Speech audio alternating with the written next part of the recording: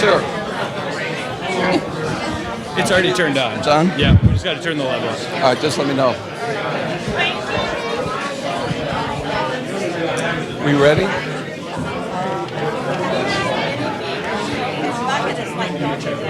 Yeah. Check, 1, 2, 3, checking.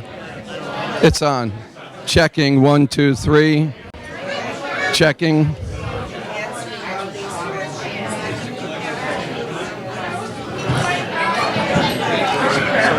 probably right along. Yeah, I'm just trying to get this on.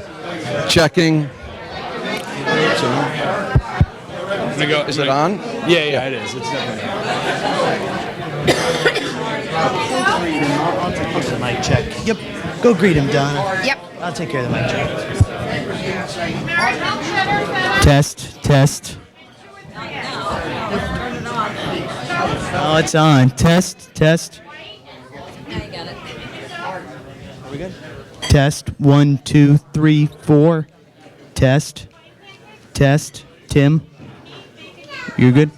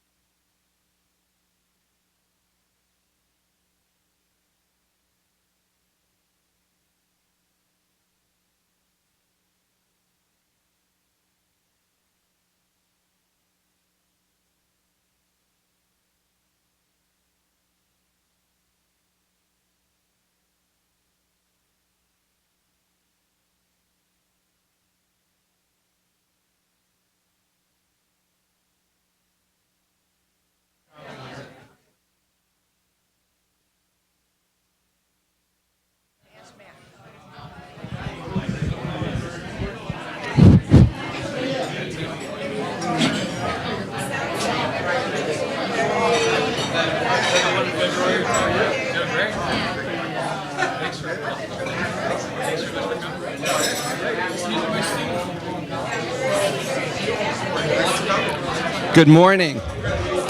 Can you all hear me? Raise your hand in that corner if you can hear me. So, how about back there? Bill, Bill Marco, can you hear me back there? Okay, cool. So, good morning, everyone. Thanks for being here. This is a great crowd this morning. This breakfast meeting started many years ago, and we have people here who actually started it. I'm not going to let him stand because he's embarrassed, but this breakfast meeting started off many years ago, and we have a lot of the people here that were part of that. So thank you for doing it. It's grown, as you can see. We've had many candidates come here, and some of you were at the last one as well, and I appreciate you being here. But today I would like to thank some people, first of all, certainly to Connors for letting us use this place, Patrick, and thank you very much for letting us use your facility here. And have breakfast, please. The maple syrup is great, so maybe you'll walk out with some of that as well. So my name is J.P. Marzullo, for those of you who don't know me. I'm easily recognized by my head and my bow tie, usually. And when I don't wear my bow tie, no one knows who I am, which is kind of nice at times. But I'm really honored today to have this opportunity. Once again, living in New Hampshire gives us a great opportunity to see all the candidates, to meet them up close and personal, as they say. But more importantly, we know two things about the elections. One is that Iowa picks corn and New Hampshire picks presidents. So that's why we're all here, right? So the other thing that I'm most concerned with is being able to meet the candidates one-on-one. I'm not really happy with fly-in, fly-out candidates. I like the fact that we can sit here with some of our closest friends and actually talk to them one-on-one without worrying about what we say or what they say. And you're going to find out something today that I think you're going to love. First of all, I've introduced other candidates, so this is a great opportunity again for me to do this. This one is a little bit different for me because one of the things I get most concerned with, that I care about at the end of the day, is who the person is as a real person, what they're really like as a person. We know what they're like as candidates, right? We see them all the time on the news. We see them at events. Many of you have seen Governor Christie's and others at least twice, maybe 3 times. I think the rule is we have to see them 3 times before we'll even vote for them. So I think this is my 7th or 8th. I know that Governor Christie, this is his 29th town hall meeting. So thank you. Thank you. So anyway, at the end of the day, we need to know who he is as a person. You're going to find that out. Please stay around and listen to the whole talk today and listen to who he is. So without further ado, please welcome Governor Chris Christie. Appreciate it. Well, good morning. Thank you, everybody. Thank you for letting me come by and visit this morning. I appreciate it. JP, thanks for the introduction. Donna, thank you for being here, too. And thank you to all of you for taking the time to be here this morning and to have an interchange with me. I'm looking forward to it. I just have to say a couple things off the top, and then I'll spend the rest of the time just answering your questions about whatever is on your mind. I just did an interview back where they make the syrup. These are great things you get to do as a candidate for President of the United States. You know, they stuck me in the back there in the corner. I was doing an interview on Fox and Friends this morning, just when I came in. And just when you think things can't get worse or crazier in this country, let me tell you about the 2 things predominantly I got asked about this morning on the news. First one was about what's going on in Washington, D.C. And for those of you who have been watching the news, you see that Kevin McCarthy, a member of Congress from California, who's the majority leader and said he was running for speaker, yesterday pulled out of it because he didn't have the votes. And this has Washington just all crazed. I mean, they just don't know what to do. This is the most important darn thing you could imagine. The person who was going to get a big office and a great title and the best table at all the Washington, D.C. restaurants, now he's not going to. Or at least he's just going to get a little less good table at those restaurants. And they think that the whole country should be concerned about this. I mean, I did press interviews yesterday afternoon. That's the first thing all these reporters asked me about. And then this morning, the first thing they asked me about, and this is what I've said, you don't care.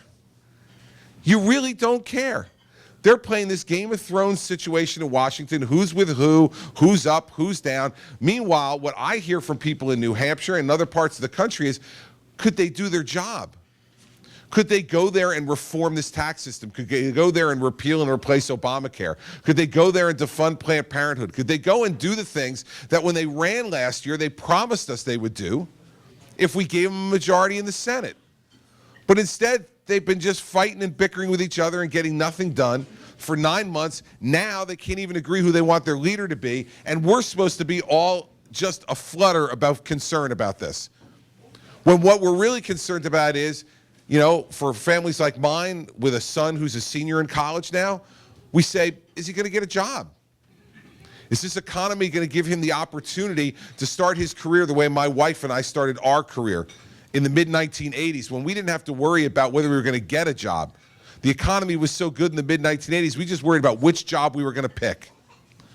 We're worried about whether or not our families are safe from terrorist attacks from groups like ISIS and Al-Qaeda. We're worried about whether or not we're going to be able to make America energy independent and not have to worry about Mideastern oil anymore. But they're not talking about any of that stuff. What they're talking about is who's going to have the best title. And we're all supposed to be so concerned about that. I just hope that whoever they pick, and I don't care who they pick, but whoever they pick is finally going to get something done.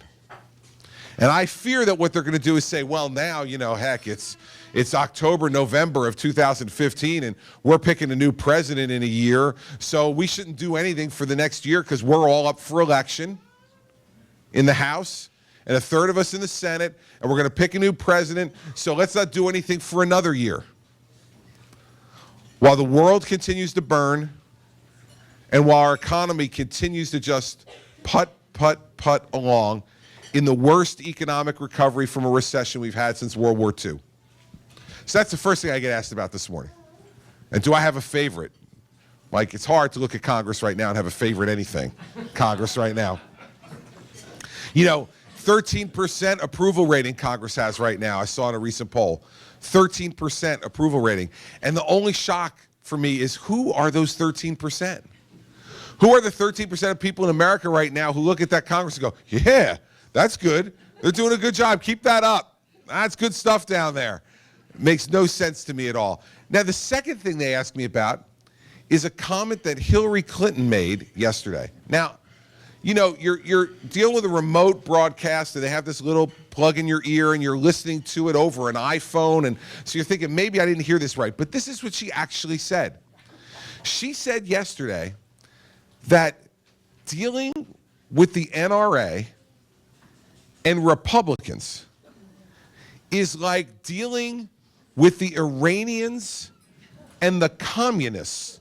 You can't talk to them. So I said, has she now completely taken leave of her senses?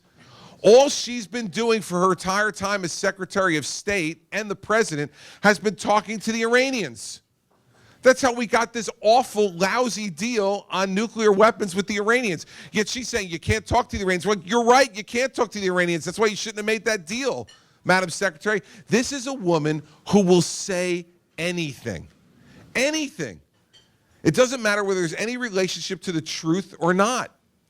She said yesterday she's against the Trans-Pacific Partnership trade deal. 45 times before yesterday, while she was Secretary of State, and since then, she said she was for it. Now, yesterday, because her union friends got in her ear and said she should be against it, now she's against it. We all remember this, right? You had a neighbor over in Massachusetts who ran for President of the United States about 11 years ago. And he said very famously, I was for it before I was against it. You remember, and now that's the same numbskull who is negotiating deals for us around the world, John Kerry. I'm sure we're all just so thrilled to have tough guy John Kerry dealing with the world's powers. He was for it before he was against it. Well, now his other Secretary of State, Obama's other Secretary of State who wants to be president. Now, she was for it before she was against it. And she compared to the largest state sponsor of terrorism in the world. Really nice. You know, people are worried about Washington, D.C. being divided and not getting anything done. Are we really going to send a true uniter like Hillary Clinton to Washington? Boy, that'll really bring people together, because she's just such a uniting, unifying figure by comparing Americans who believe in the Second Amendment to terrorists. I mean, it is crazy. And those are the two things I got asked about this morning. It'll tell you a couple of things: how crazy things are in Washington, D.C., and how we really have to just get a pump in there and just pump the place out. Right? We just have to pump it out. I will tell you this: when I'm elected President of the United States, I am shipping water from New Jersey to the White House. I am shipping water from New Jersey because I cannot drink the water down there. Because if that's the garbage that people think is important to the American people, who's going to be the Speaker of the House? And Hillary Clinton's latest rantings on the campaign trail to try to impress her liberal base. I mean, buddy, and we need to take control of our government again. And it's not going to be done by somebody from Washington, D.C. I'll end with this and take your questions. Listen, the last 6 years, I've been governor of one of the toughest states to govern in America. New Jersey is the most densely populated state in America. In that small little area right here, we got 8 sausage, everybody. There's lots of us in there. We have 750,000 Democrats than Republicans. 2009, we hadn't elected a Republican to anything.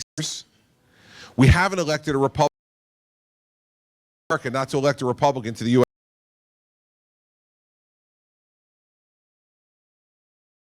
Make the governor happy today. How can we put a smile on his face? Despite that, we got 2013 as a Republican. $2 billion from when I 15% began as governor. We have reformed the pension and benefit system. We have reformed teacher tenure so that if teachers get a failing grade, they can lose their tenure. And we did all those things with a Democratic legislature. That's what leadership is about, everybody. It's about bringing people together to get the compromises that you need to move your state or your country forward. We don't have anybody who's talking like that. And I've laid out very specific plans about what I'd try to do as president. But in addition to those plans, you need to look at what I've done as governor. I will get things done down there. I will use my unique combination of force and charm to be able to get those things done. And that's what we need down in Washington now. And we got to focus on one last thing. We better win. We better win. There's no silver medal, everybody. And if we allow Hillary Clinton and the Democrats to have a third term in the White House, we will not recognize this country. We will not recognize it. So we better focus on who can possibly win this thing and get in there and bring this country back together. And that's what I intend to do. It's exactly what I intend to do after I'm elected next November with your help. So we'll go to your questions. It's really simple. There's not many rules to my town hall meetings. In fact, there's only one. All you have to do is raise your hand and ask whatever question's on your mind. We don't make you write your questions out beforehand so they can be screened by my staff and that I get only the ones that I like the best. No, you have to go to some other town hall meetings from some other candidates to get that done. If that's what you like, go to one of the other ones. But ours, and this is our 29th, as JP said, ours are about you raising your hand, asking me anything you want to ask me, and me answering you. And actually, you'll find by the end of this thing, you will be absolutely shocked. I will actually answer your question. It'll be much different than what you see most of the time. I will answer your question. So raise your hands. We'll go to the questions. Yes, sir, right over there. Governor, I'm with some college students here, and I know one of the I'm with some college students here, and one of the issues that's really important to them is college affordability and the amount of debt that they end up graduating from college with. So I wonder if you have any thoughts about that. And then the second question is, and this is really important, this is a big weekend for you and I. Yeah. We're both Cowboys fans. Yeah, I know. We're going to get... Yeah. I wonder if you have any thoughts about that. Yeah, well, let's start off with that one because that'll be easy, okay? No Tony Romo, no Des Bryant, no Sean Lee. We're going to get killed this weekend. That's what's going to happen. We lost to the Saints last weekend, for God's sake. I mean, so I'm not, even though we're in Dallas, I'm not incredibly optimistic about, I said to a group of Patriots fans that I was with yesterday at a town hall meeting, I'm like, listen, I would ask for mercy for Sunday if I didn't know Bill Belichick. And Bill Belichick wouldn't give mercy to his mom, let alone to me or to anybody else. So I think it's going to be real ugly. So here's what I'm focusing on, okay? I'm also, and for you folks who are Red Sox fans here, I am also focusing on being a New York Mets fan. Now, we haven't been in the playoffs for 9 years, and tonight, we're in the playoffs for the first time. So what I'm hoping is that we'll get wins against the Dodgers on Friday and Saturday night so that I'll be really upbeat and have enough energy that when Sunday comes and that beating that we're going to get from the Patriots comes, that it won't bother me nearly as much because the Mets would have won a couple of games. And for the Red Sox fans here, you know that as a Mets fan, even though we had that one little skirmish in 1986, for the most part, though, we are kindred spirits because we share a common enemy. The evil empire, all right? The New York Yankees. And 2 nights ago, there's plenty wrong with them, buddy. You and I are going to have we're going to have a row over that. There's plenty wrong with the New York Yankees. And for my Red Sox fans out here, I want you to know that a few nights ago on Tuesday night, I was sitting in front of my television set. All right, good seeing you. Listen, everybody, when a Yankee fan leaves the room, you know what that is. Addition by subtraction.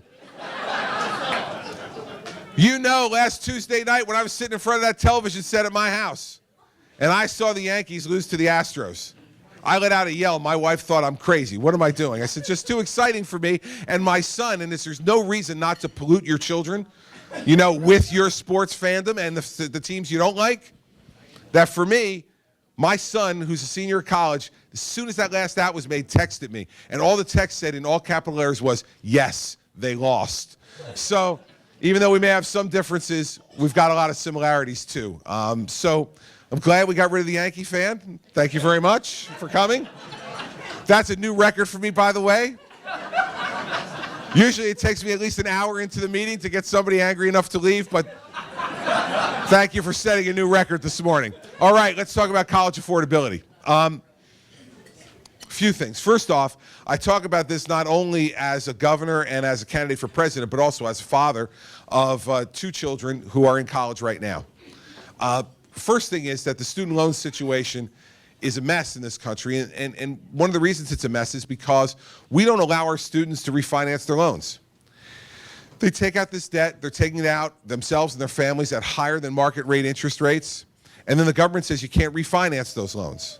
It's unfair. If they can find a bank or a finance company that wants to refinance it at a lower rate, they should be able to. We shouldn't make money off of our kids and their attempt to try to get a great education. So I would allow the refinancing of student loans by young people in any way they thought was appropriate for them to help to save some money. Secondly, they leave with too much debt and it restricts their ability to do things going forward. We should give them options, and we should give them a national service option. That if you do national service for a period of time after you leave, that will help you to pay off your loans. And we should give them that option. It'll be good for our communities and our states and our country. Give them an opportunity to gain skills and experience and let them finally launch their careers without the enormous debt that they are launching them with now. But we don't need to do just stuff on that side. We need to do stuff on the cost side. Fact is that I'll tell you about what's happened with me and my daughter, who's 19 and a sophomore at Notre Dame. Now, I love Notre Dame. It's a great place. So does she. I got a letter this summer, Mary Pat and I did, from the president of Notre Dame in July, Father John Jenkins. And the first paragraph was something like this. First paragraph said, dear parents, thank you so much for giving us the blessing of entrusting the souls of your children to our care for their education over the next number of years. Beautiful, right? I mean, when you hear that from the president at Notre Dame and he's a priest, like you can hear Rudy playing in the background, right? Right, you can hear it.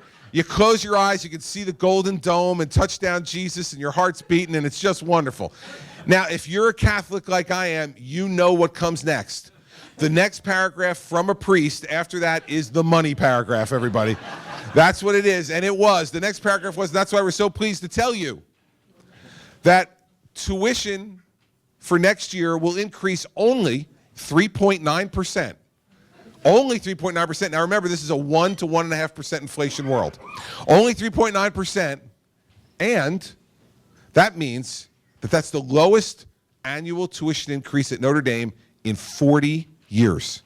Now I want you to think about that. That a 4% annual tuition increase was the lowest annual increase at Notre Dame in 40 years. Which of course then brings total student cost for next year to $62,500. I wasn't hearing Rudy anymore after that. And then you look at the bill. The bill comes in, right? Now, the college bill is the most opaque bill that any of us ever receive. Here's what I mean. It's 3 lines, right? Tuition, room and board, other fees. $62,500. Now, if here this morning at the Pancake House, they were to bring you your bill, let's say for this group of folks right here, the bill was $80. And you flipped over the check and it said food, $80. You would call these kind people over and you'd say, excuse me, could you be a little more specific on this bill for me? Could you tell me like who had what and how much each plate was? And for a bill for $80, you would do that. A $62,500 college bill that has 3 lines, we go, okay, where do I send the check? No problem. We have to force these folks to start telling us what they're spending their money on. What are they spending our money on? We have no idea. These campuses become monuments to themselves. And I made a joke about this, which of course the press ran wild with a few weeks ago. I said there's an epidemic on college campuses across America of rock climbing walls. Every campus I seem to go to now has a rock climbing wall. You guys have a rock climbing wall at your place? Oh, well, good. Congratulations. Right, so I was out at Iowa State University in Ames. I asked those folks, do you have a rock climbing wall? They said, oh, yeah, we do. And I thought to myself, well, okay, it's Iowa. It's very flat.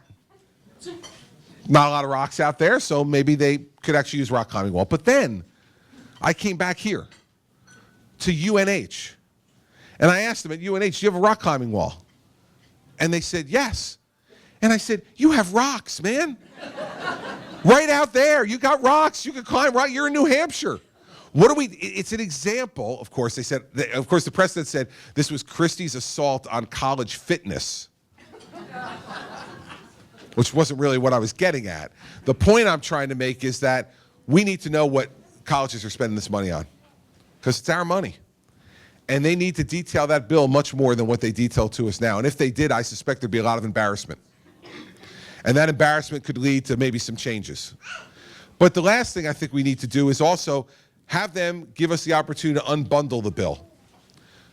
So these students here just have to pay for the things that they're actually going to use in the college experience. Not everything, but what they're going to use. The reason for that is not only because it gives them choice, but also because it does the only thing that we don't do with college expenses right now, which is put a market test on it.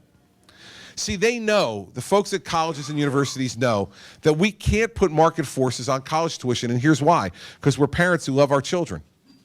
Right, so let's say I went to my daughter Sarah, who regularly sends to my iPhone pictures as she walks around campus. Dad, look at the sun coming over the Hesburgh Library this morning. Isn't it beautiful? Dad, look at First Down Moses here. And there's actually a statue called First Down Moses. Now it's Moses, and he's just going like this, but at Notre Dame, everything's about football. So then they call him First Down Moses, right? She sends these pictures. She loves this place. Imagine when I got that letter from Father Jenkins, if I'd called her downstairs and I said to her, listen, honey, I know you love Notre Dame. I know that you want to go back there, but Mom and I no longer feel that at $62,500 that this is a value. So we're going to send you to another school. We think you can get a good education, but it'll be less money for us. I don't know. I've got a group of young college students over here. I don't know how that would go over in your house, but I think in my house, it would not go over very well. I think after she got done crying, running up to her room, slamming the door shut, telling me that I'm ruining her life, that Mary Pat and I would be sitting at the kitchen table saying, okay, we got to figure this out. We got to figure out how we can make it affordable for us. We got to borrow more money. We got to do more things to be able to do this. And the colleges and universities know that, everybody. That's the only explanation for this exponential increase in tuition over all this time, higher than inflation, much higher than inflation, is because they know you won't walk away. They've got you as a captive audience. If the bill here this morning, instead of $80, was $380, well, you wouldn't come back here again. Because you say, well, heck, I could get a good breakfast for less than $380, but we're not walking away from schools. So you ask me then, okay, these are good ideas, Governor, and it would probably bring some market for us. How do we do it? Here's how we do it. Any college or university that's unwilling to detail their costs and unbundle their bills will not be allowed to participate in the federal student loan or federal student grant programs. If you're going to take taxpayer money from us, we're going to know how you're spending that money, and you're going to give the taxpayers and the tuition payers choices. And that's not hard to do. We can do it. We should do it. We need to hold colleges and universities responsible for the fact that they are saddling these kids with enormous debt unnecessarily. And so that's what I would do as president. You want to participate in the federal grant and loan program as a university? You want students to come there to be able to borrow money and get grant money from the federal government? Then you're going to give them choices so they do not have to run out of that college with 6 figures in debt, delay their ability to buy a home or buy a car, get married, have children, whatever it is they want to do, or pick the career that follows their passion, rather than having to worry about, will that be enough money to make my monthly student loan payment? Those are the things we need to do for the young people in this country to give them a better start and a better opportunity than we're giving them now. So that's what I would do on student debt. Let me just follow up. One thing I like about the campaign, and I do on all of these elections, is we hear a plethora of great ideas from all the candidates. And then they get to Washington and nothing happens. Yeah. So how are you going to be different? Well, listen, I got to ask this exact question last night in Belmont. A guy in the corner asked it much less nicely than you just did. So I appreciate how kindly you asked that.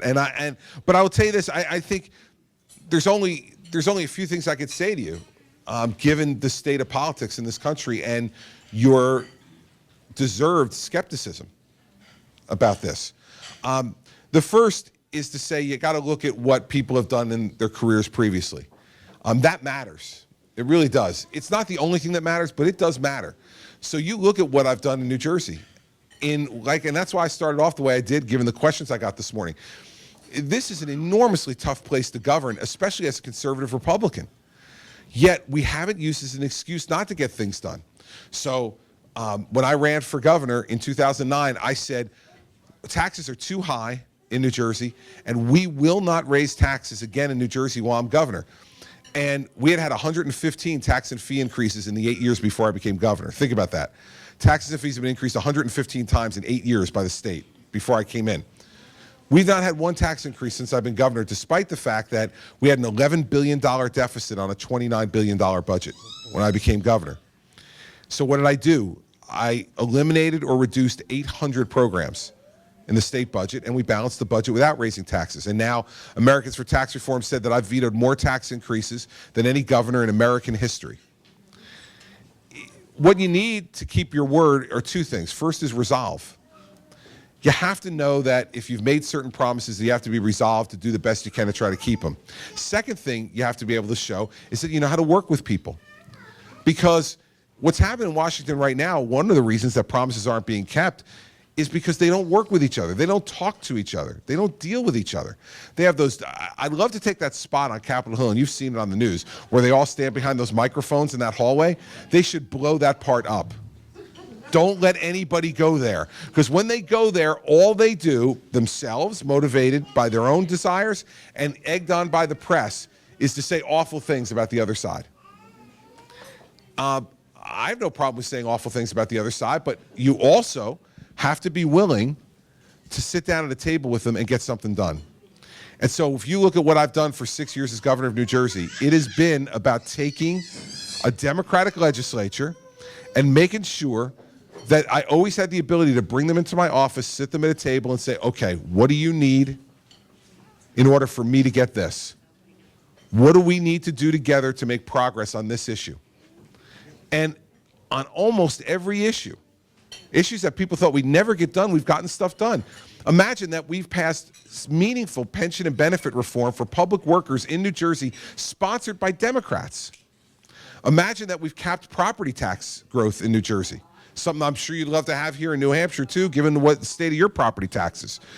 And we did it with a Democrat. Imagine that we've been able to change the way we're operating in our state in terms of the number of employees we have, and we're down 15% for the number of employees that we have from when I started. Those are all things that we never thought we could get done with two parties in divided government, but we did. So the record means a lot. The second is, I think JP said this at the beginning, you need to be able to get to know us over time and decide whether you think we have the character to be able to get things done. That's hard to do, but I think you do, but do you think Washington is the same as New Jersey? It's going to be a little bigger fishbowl. it's a bigger fishbowl, but let me tell you, having dealt with politics in New Jersey for this period of time, man, it is a very tough place. Now, is Washington, the issues are bigger and there's a larger number of folks, and will it be more difficult? It'll be more difficult. Well, I don't know if it's more scrutiny, to tell you the truth. I mean, I will tell you that I'm in the largest media market in the world every day, covered by the most liberal media in the world in New York City and in Philadelphia for 13 years now, because I had 7 years as the U.S. attorney before I was governor, and then 6 years as governor. So the scrutiny, I think there's no one who's been more tested than I have on that stage by that type of scrutiny. I'm less worried about the scrutiny than I am about the gridlock. And I think that that's what the president's going to have to spend his time on, is building those relationships. I had a great boss at the Justice Department who's now the director of the FBI, a guy named Jim Comey. And he said something great to me a number of years ago when I was U.S. attorney. He had come to visit, and then I said, well, Jim, where are you going after this? And he said, I'm going to the New York Times editorial board. I said, Jim, you're a Republican, you're John Ashcroft's deputy, you're going to the New York Times editorial board, do you have a death wish? What's wrong with you? And he looked at me, he said, no, Chris, you don't get it. I'm going to the New York Times editorial board because it's harder to hate up close. It was the best bit of political advice I ever got, and it was in a non-political setting. It is harder to hate up close. And so my philosophy in New Jersey will be the same one that I bring to Washington, which is, for instance, it was incredible to me 2 months ago to read that John Boehner, after 7 years as the leader of the Republicans in the House, along with Barack Obama being in the White House, that for the first time he was on Air Force One. First time in 7 years. What's that tell you? This president could care less about building relationships with the other side. Let me tell you this, I don't care who the leader of the Democrats is in the House, if I'm president, even if it's Nancy Pelosi, she wants to come on Air Force One, come aboard. Come aboard, oh yeah, got to. Listen, it won't be fun, okay? But you don't hire me to have fun. You're hiring me to try to get the job done. She wants to take the M&Ms, take the M&Ms. That's fine. Whatever you want to do. Want to come up to Camp David for the weekend? Come on up. As long as you're willing to talk and get to know me, because when we get to know each other, we realize that it is harder to hate up close. And that I'm a parent and she's a parent. That I have concerns about our country's future and so does she. And we have very different solutions to it. But we also need to convince each other we have an obligation to the country to be able to find compromise in those differences. And compromise is not capitulation, everybody. There's a difference. I've vetoed over 400 bills as governor of New Jersey. I've vetoed the most bills of any governor in New Jersey history in 6 years. And everybody else who had 8. And every one of those vetoes has been sustained. Every one, they've tried to override 52 of them. They're 0 for 52. When I need to stand up, I will. But you can't let that become the only club in your bag for you golfers out there. If all you got is the driver in your bag, that's fun when you're off the tee. But when you're 40 yards off the green, you better not just have the driver. It's not going to help. So you got to be able to do everything. And I think that approach and that philosophy has helped me to be successful in New Jersey, and it'll help me to be successful in Washington. I'll say the last thing to you. This is not a guarantee, because there are no guarantees in life. And I don't know everything that I'm going to face when I go down there, and I can't promise you that everything I say here now is going to work out the way I say it's going to work out. In fact, I can probably promise you that it won't. But the question is, what's the approach going to be? And my approach is not to burn the place down. My approach is to build the place back up. And that's what we need to do. So that's the approach I would take. Okay. Yes, sir, right there. Governor, in Washington, federal contractors are allowed to make donations to the legislators who oversee the committees that issue the contracts. That seems like legal bribery to me. And I'd like to know what you would do as president to end that system. Well, listen, this is back to campaign finance reform. We have pay-to-play restrictions in New Jersey. That's what they're called, right? That if you have contracts, you can't make donations. Of course, in New Jersey, as in most places that have pay-to-play restrictions, they apply to the governor, but they don't apply to the legislature. Why? Because the legislature is the ones who make the laws. So in New Jersey, if you have a state contract, you can donate as much as you want up to the legal limit to members of the state legislature, but you can't donate to the governor. Listen, I just think that this entire campaign finance exercise is a farce. You see this campaign for president right now, with all the different rules that are made, and I want to admit this to you as a recovering lawyer, all right? We know that lawyers are the folks who write up these laws. Then after they write up the laws, the lawyers get hired to instruct people how to get around the laws that they just wrote. And so all you need to do is look at the campaign finance system now for president. Now the law says that I can only accept a maximum donation of $2,700 from any person in the United States who's a citizen eligible to vote, and that I cannot accept any money that's any greater than that. And that I can't accept any corporate money, that it all must be from a personal account. Okay? You may like or not like that system, that's what the rule is. You're running a campaign to communicate to 330 million people across the country at $2,700 a person. But what else does the law allow? Well, the law allows for these things called super PACs. Now, the super PACs can take money from anybody in any amount, but the rule is they can't coordinate with the campaign. So we now have each of the candidates that have super PACs that were put together by friends of theirs to support them. So you all have seen in New Hampshire being inundated already with TV ads from all these different groups. None of them, I suspect, are from the campaigns. And if you hang on to the end of the commercial, it'll say, this commercial was brought to you by Right to Rise, right? That's Jeb's thing, right? Right to Rise. The one that supports me is called America Leads. The one that supported Walker was called Unintimidated, right? And you'll see all these things at the end of it. Here's the way it works. We can't raise money for those groups. We can't solicit money for those groups. We can't tell those groups what ads to run or when to run them or what they say or anything else. So if you see one of those ads that comes from a group that supports me and you don't like it, and you come to these town hall meetings and say, hey, Governor, by the way, I saw that ad of yours, and I don't like it. And I say, well, first of all, it's not my ad, it's this group's ad. And second, I can't say anything about it because I don't like it either, but if I say that out loud, that's coordination with the group, telling them what I want them to do or not do, and that's against the law. We tie ourselves into pretzels over this stuff. And so now you're suggesting, as many have, if you have a contract with the government, you shouldn't be able to donate to a government official. So what happens then? They don't donate to the government official, they donate to one of these outside groups. And they get around it that way. I think we need to end the charade, everybody. There is always going to be money in politics, so this is my suggestion. I'll let you follow up if you want. My suggestion is this: let's stop pretending. Let anybody or any entity write any check to a candidate in any amount they want. And in return, that candidate has to reveal that donation within 24 hours on the internet. So you can go on the internet and you can find out every person who gave me a nickel or more and when they gave it to me, which is also very important, because if you hear me saying I'm for something and then 2 weeks after I get $1 million check from somebody, I'm against it, that tells you about everything you need to know. And that's what you're really trying to get at. What you're trying to get at, I think, and then correct me if I'm wrong, but what you're trying to get at is, how do we get the corruption out of this system? The only way to do it is to shine light on it, because there's always going to be money in politics, and the more we try to divert it other ways, it's like water. It always finds its way in through a crack.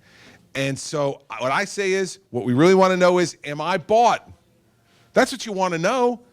Who do I work for? Do I work for the people who gave me the money, or do I work for everybody?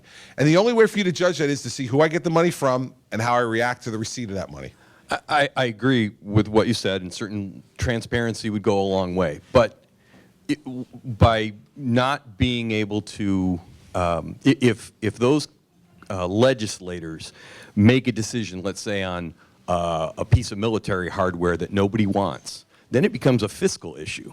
Sure. Right? I mean, we end up with bridges that don't go anywhere, and you know, military jets that nobody wants because of that system.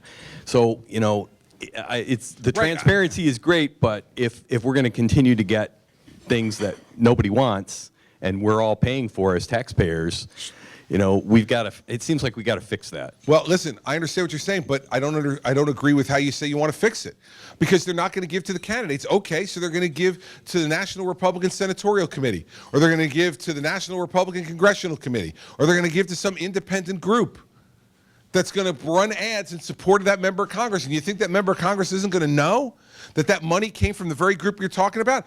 Oh, you can't give it to me, but you might want to go talk to my friend over here who's running an organization that I think you'll find very useful.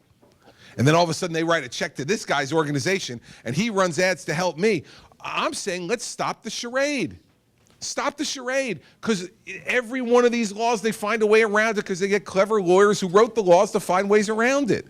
That's what they get paid for. So let's just stop that, so that if you see that a member of Congress gets $1 million check from Lockheed Martin, and then you read that that member of Congress voted for every project that Lockheed Martin had in front of his Defense Appropriations Committee, then you know what you will conclude. And your vote should be guided accordingly. Coverage from the press should be guided accordingly. And that person's career, if we're doing our democracy the right way, should be on life support. What you have to learn as a political candidate is to become a professional ingrate. Okay, it's hard to do, but you got to do it. And what I mean by that is that if you write me a check, here's what you get. You get the best of me, whatever that is. It doesn't mean I'm going to vote for your issue.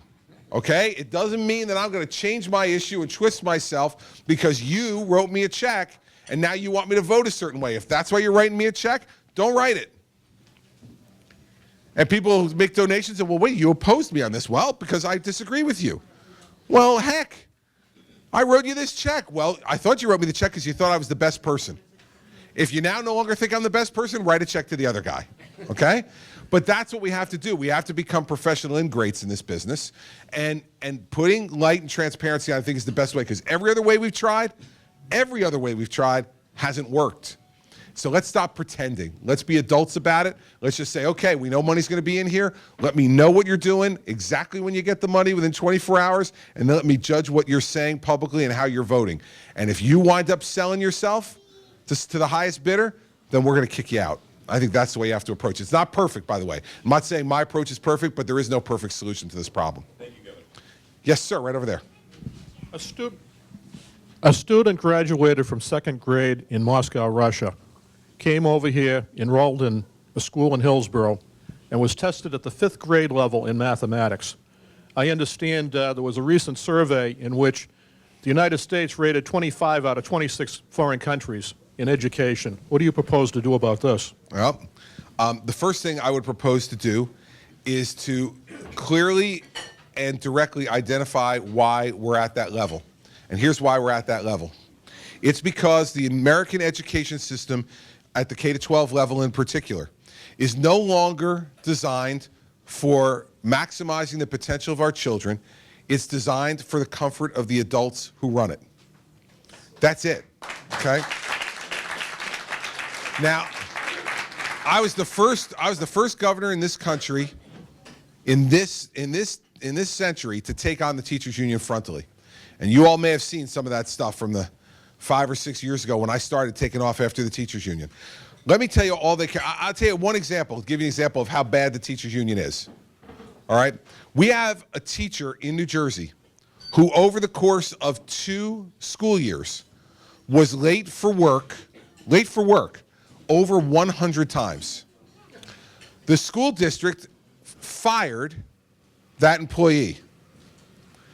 The union grieved it to an arbitrator.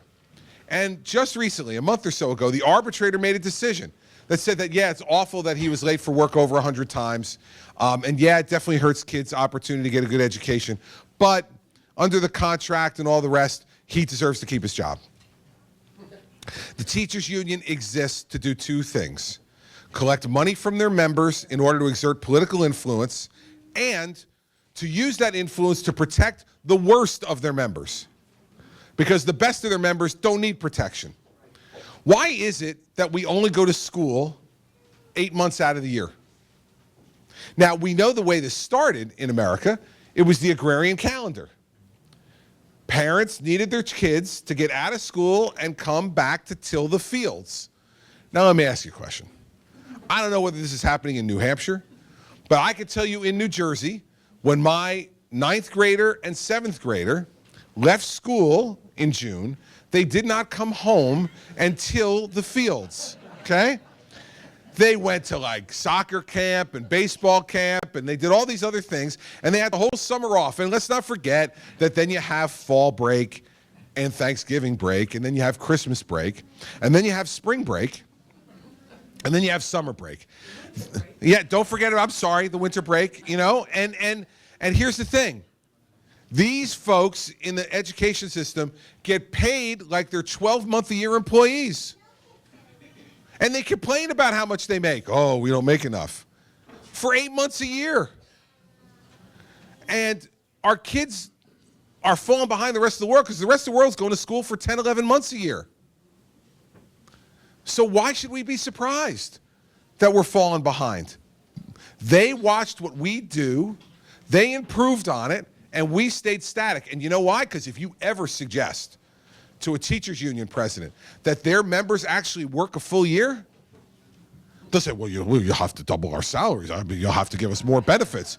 I mean, these are folks who now, I mean, think about this. I'll give you one example of New Jersey. An average teacher who works for 30 years in New Jersey puts $162,000 over the 30 years into their pension and in payment for their health benefits. $162,000 over 30 years. That's about $5,000 a year, a little more. You know what the benefit they get out of that is? $2.4 million. $162,000 in, $2.4 million out. Please tell me what that does to improve the education of our kids in the classroom. Yet we're spending tons of money on that has nothing to do with it. Campbell Brown, who used to be a CNN anchor and now runs an education advocacy group up here in New Hampshire, had a group of us, invited all the presidential candidates, and a whole bunch of us came to talk about our vision for education in front of a group here in New Hampshire. She attempted to do the same thing in Iowa for the Democratic candidates for president. Do you know that every Democratic candidate declined the invitation and with no comment? Who made the only comment? Randy Weingarten, the president of the American Federation of Teachers, who said that they're not going because Campbell Brown is anti-education. And what we need to improve education in America is smaller class sizes, higher pay for teachers. Like, really? That's what we need? I mean, and what it tells you is that the Democratic Party is bought and paid for by the teachers union. The AFT has already endorsed Hillary Clinton for president. You don't even know if Hillary Clinton is going to be the nominee of the Democratic Party. They've already endorsed her. You can be guaranteed that that's bought and paid for. Here's what we need to do. We need to have a longer school day, and we need to have a longer school year. All right, we need to use technology much more effectively in the classroom. We're still teaching like it's the 19th century.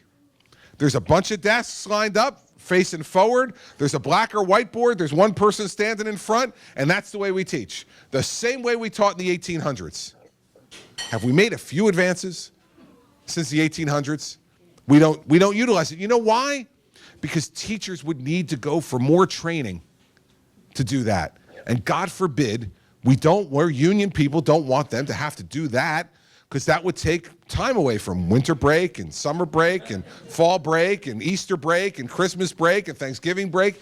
I mean, it is a national disgrace. Parents get no choice in this education system. So if you're going to send a kid to a neighborhood school and that neighborhood school stinks, should you get choice to send your kids someplace else, regardless of how much money you have in the bank or how much you make? You bet. You're paying taxes to support an educational system. If the one in your neighborhood stinks, you should be able to choose to send your kid to a private school or a parochial school or a charter school. Yet the education establishment fights all of these things. Why? Because they have a monopoly on the system and they want to keep a monopoly. Well, monopolies are bad things, everybody, because they don't have to compete. They're not held accountable. And so I absolutely believe that the only way we're going to improve the educational system, K-12 in this country, is to make sure that we put those children's interests first. Longer school day, longer school year, greater use of technology, greater choice for parents about where to send their kids to school. And if you start having schools that compete on a regular basis, why is it different with our higher education system? Right? Everybody from around the world comes to our higher education system. They come to our colleges and universities. Why? Because our colleges and universities have to compete with each other. Right? You're not restricted about, so I'm from New Jersey. My son doesn't have to go to Rutgers. You're from New Hampshire. Your son or daughter doesn't have to go to UNH. They choose where they want to go. And those colleges have to compete. Right? We don't have that in the K-12 system. And if we had it, and people had to compete, and they knew their jobs were on the line, it becomes a whole different ballgame. So as president, those are the things that I would push for to make sure that our kids are put first. That's what we need to do, and stop worrying about the comfort of these adults. And in my state, remember this, membership in the teachers union is mandatory by state law. They have to pay $731 a year in dues, whether they want to or not. We have 200,000 members in New Jersey of the New Jersey Educational Association.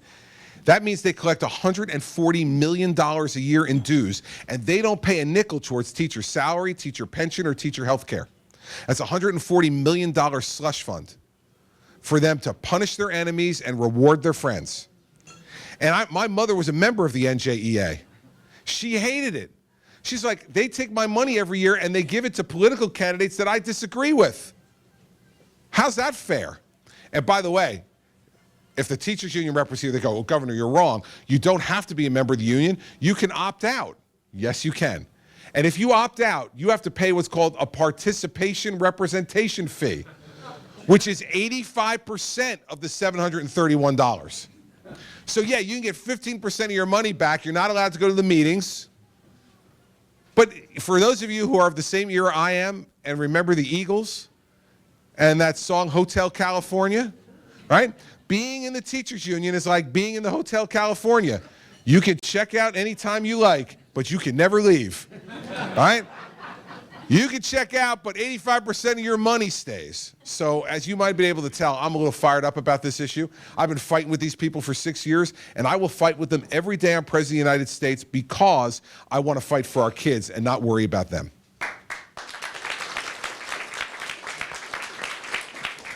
There's a microphone for you. I just have one comment. I have 2 younger children at home, and I pulled them out of school and I homeschool them. And one of the things that my high schooler has noticed is that without all of the drama and the inconsistencies, she's doing all of her classes online using technology, and her grades have gone up quite a bit because she is better able to concentrate without all of the, not only social aspects, but the, teacher telling the kids to be quiet, because there's no discipline. And that's part of the problem with our education system, is that the kids seem to be the ones in charge of the schools. Oh yeah, and listen, you know why? because if parents complain about it, excuse me, sir, if parents complain about it, the unions grieve it. If they say, well, why aren't you controlling your classroom, and you make a complaint, they get a union grievance against them. I mean, it's a backward system, and you brought your kids for homeschooling. That's an option you should have, and that's an option that we should be able to support and enforce, and as one of many choices that parents should have. I just don't, philosophically, I don't believe that there's anyone better to decide how their children are best educated than their parents. No one, I mean, no one has more invested in it than we do. No one loves our children more than we do. And no one wants better for them more than we do. Yet, this system cuts us out and says we're not qualified. I remember the first time I started commenting on this, you know, and wanting a teacher evaluation system in the state that we now have as part of the tenure reform I talked about before, where teachers are evaluated and that information is revealed. Well, they said this can't be evaluated this way. This is much too complex. You need a PhD in education to be able to decide whether I'm a good teacher or not. Let me just ask you something, okay? Everybody in this room who's had children, you've gone to back to school night. When you go to back to school night, does it take you 5 minutes or 10 minutes in that classroom to figure out whether it's going to be a good year or a bad year? Right? That's 5 minutes, right?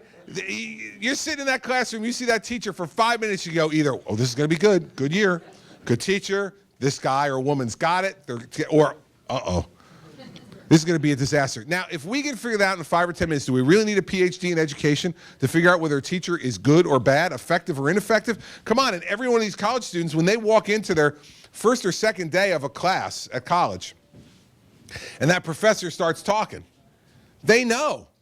Man, they know either this is going to be something I'm going to really like and this is going to be good, or, oh, man, when's the ad drop period end? You know, like, when can I get myself out of here, right? So this is not that complicated, and it shouldn't be made to be that complicated, and they try to make it that way, but it isn't. And giving parents choices will improve the education system, because you cannot tell me that some bureaucrat in the education system cares more about my kid doing well than you do. Just doesn't make sense. Yes, sir. Let me qualify this first by saying I'm a teacher, but a Republican, and forced to be in my union. And I do want to correct you on one thing. We're behind 25 because we test all of our kids. There are no special needs kids in China, Russia, Europe. And until somebody realizes that. So my question for you is, agreeing with some of the things you're saying, is when are you going to give, we've been living under Obamacare as teachers, like doctors, for 20 years. When are you going to give us the control back in the classroom and take it out of the bureaucrats, testing us on what they think they know? My son now going into Common Core. I know how to teach a kid how to read and write. I've been a special ed teacher for 22 years. I can teach kids to read and write who face the greatest challenges.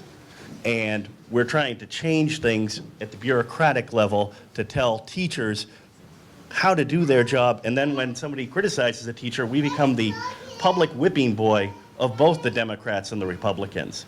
We're at a point where we're frustrated is, you trust us for 12 hours a day with your kids.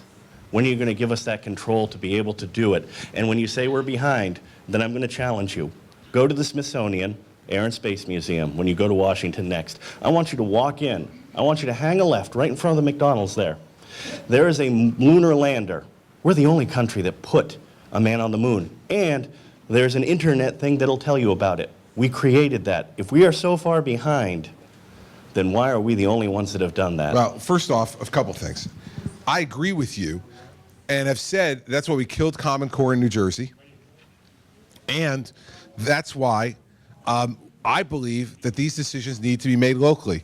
What you teach in your classroom should be made, those decisions should be made by the teachers, the administrators, and the school board members in your locality. Shouldn't be made in Washington, D.C., shouldn't even be made in Concord. They should be made in your local area. So that's the first thing. So I agree with you on that. Secondly, though, it is indisputable, though, that we're not doing as well as we did when you and I were in school. We're just not. And I see and that's not in every instance, but in my state, for instance, we have the largest achievement gap of any state in the country between our best performing students and our worst performing students. And our worst performing students tend to be in our urban school districts where they're not getting the kind of education that they really deserve. And there's a whole bunch of reasons for that, as you know.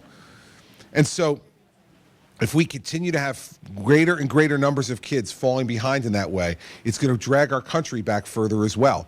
We're not the same education system. I can see it now in our public schools in our state that we were when I went to school. I went to a great public school. I'm a public school kid.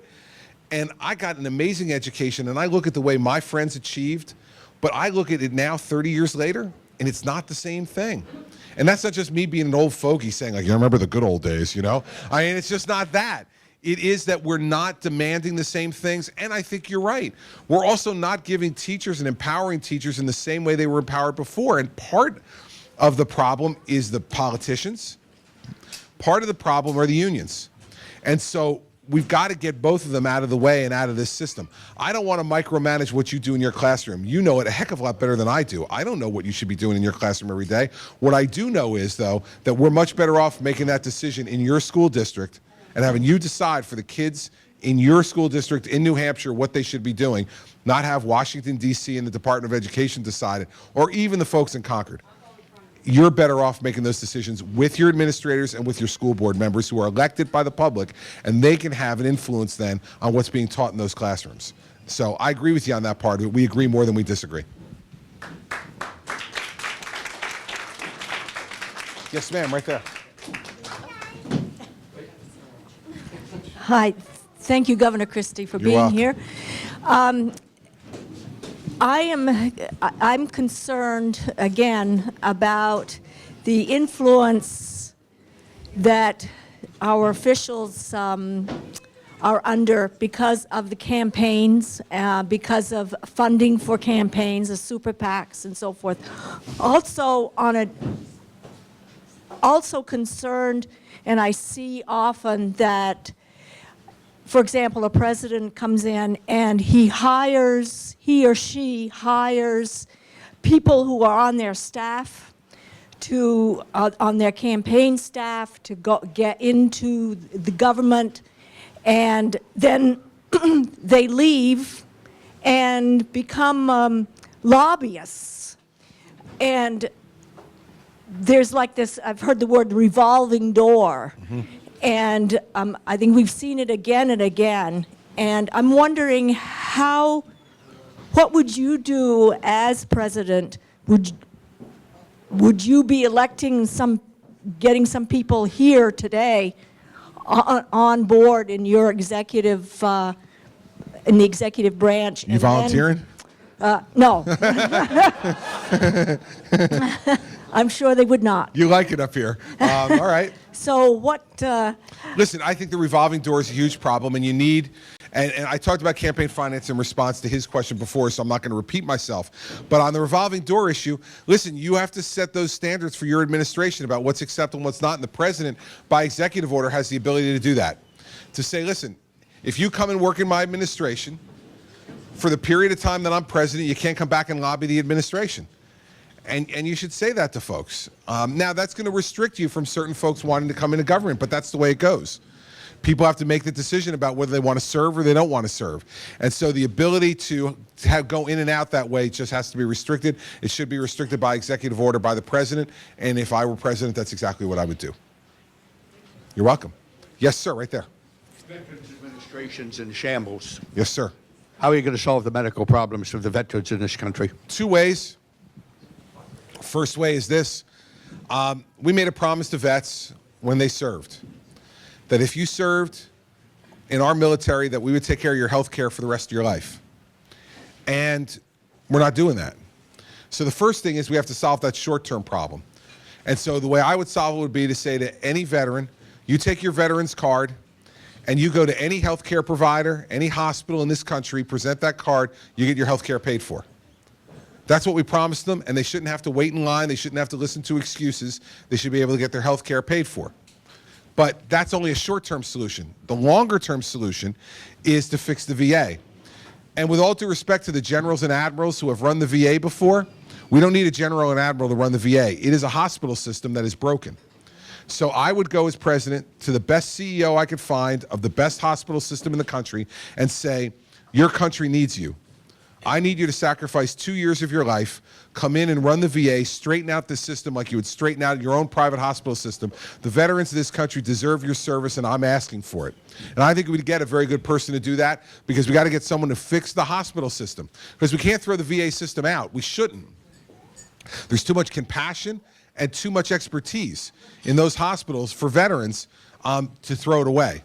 So in the short term, let's fix it by letting vets now not have to wait in line, go and get your health care. But over the long term, get a hospital executive, the best that we can find in the country, to come in the administration, fix that system. Because that's what we need to do, and that's what vets deserve. And I will tell you that, you know, in New Jersey, so you know what we've done in this area, and the areas for veterans, one of the programs I'm proudest of since I've been governor is a program called Vets for Warriors. It's a 24-hour-a-day, 7-day-a-week line for any veteran who's having mental health issues anywhere in the country, and it's run out of Rutgers University Hospital in Newark. And you know who it's manned by? It's manned by other veterans with mental health training. So because lots of vets get on the phone, they don't want to deal with someone in the mental health system. They're not prepared to admit that. But they will talk to another vet, a man or a woman who can relate to their experience, who can understand what they've been through. So we've been running this program for 4.5 years now, in the partnership between New Jersey and the Department of Defense. Amazingly, this past spring, the Department of Defense came back and said to us they're not funding it anymore. And so I went to the Democratic leaders of our legislature and I told them about this. I said, listen, fellas, we can't let this happen to vets around the country. It'll cost $3.3 million more for New Jersey to run this for everybody across the country on our own. I want us to put it in the budget and pay for it. And I have to give those guys credit, and this goes back to what I was talking to you about. We have a relationship. They know I wasn't doing this for political reasons. They know I wanted to do it because I thought it was right. And they looked at me and said, you're right, Governor, we got to do this. And so starting July 1st of this year, that program's still going, never had any interruption. And it's being paid for any vet in the country by the people of New Jersey. Because I believe, and the leaders of our legislature believe, that we cannot abandon vets with mental health issues, that we have too many vets who are committing suicide across this country, and everyone that does is a stain on our country. We've abandoned them when we let that happen. And so we're having that program in New Jersey. We're going to keep it in New Jersey, and I'm proud that we're doing it and that we're paying for it. It's a disgrace the federal government isn't paying for it anymore, but I wasn't going to let it fail. I'm going to bring that same level of commitment to veterans issues when I get to the White House. No excuses. Get it done.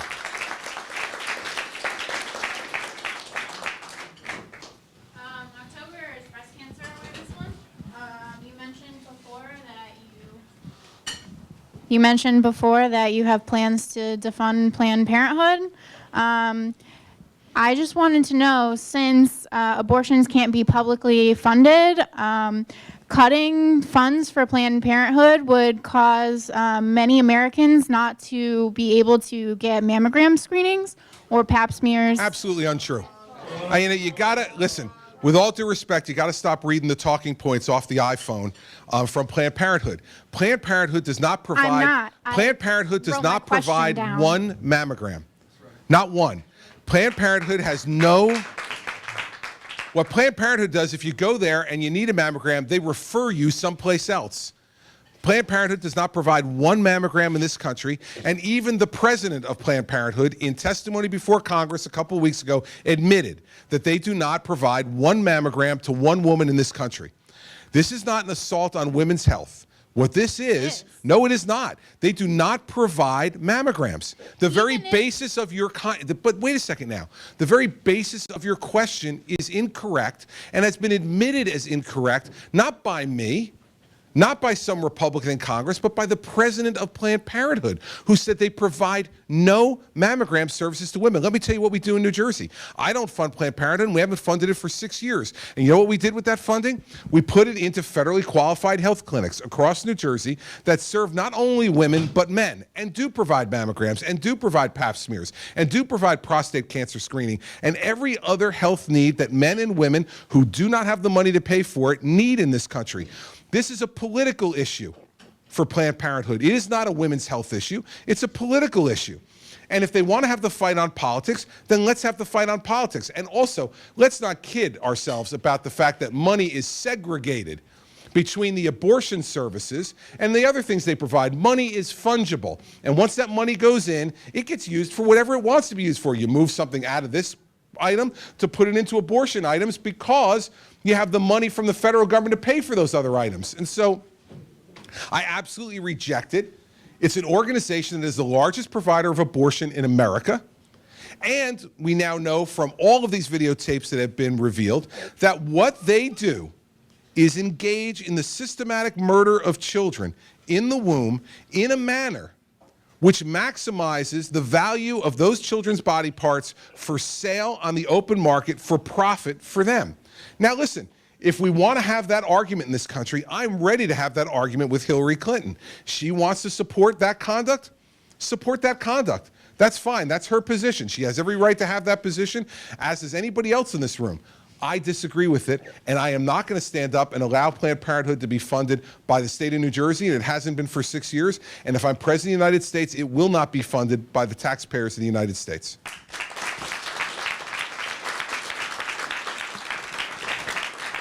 Yes, ma'am.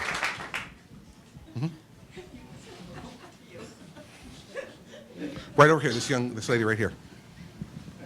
Okay, moving on from that. Remain calm. It's still early. You know, well, here's what happens. Excuse me a second. Yeah. Here's what happens. I get accused at times of calling on more men than women. Right? I got to balance it out. I understand. So just remain calm, okay? I see you raising your hand. This woman over there has been raising her hand for a while. There's a bunch of people. So remain calm. I'm not running anywhere. We still got time. Get some more coffee. Relax. It'll be good. Yes. Don't worry about it. I hear him saying he changed his socks this morning. I'm relieved to hear that, but you know, don't worry about it. We're going to get to you.